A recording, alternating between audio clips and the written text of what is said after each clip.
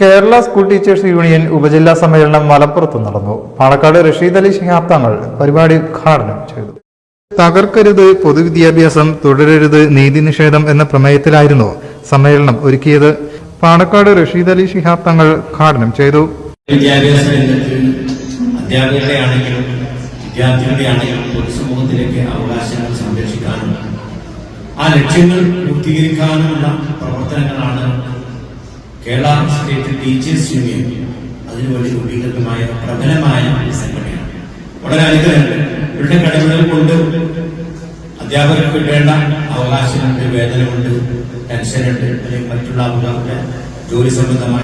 ഉപജില്ലാ president CH Ibrahim അധ്യക്ഷനായി. P Ubaidullah MLA മുഖ്യാതിഥിയായി. സംസ്ഥാന അധ്യക്ഷൻ KM അബ്ദുള്ള മുഖ്യപ്രഭാഷണം നടത്തി. ഡോക്ടർ കുഞ്ഞി മുഹമ്മദ് പുത്തലത്ത് ക്ലാസ് എടുത്തു.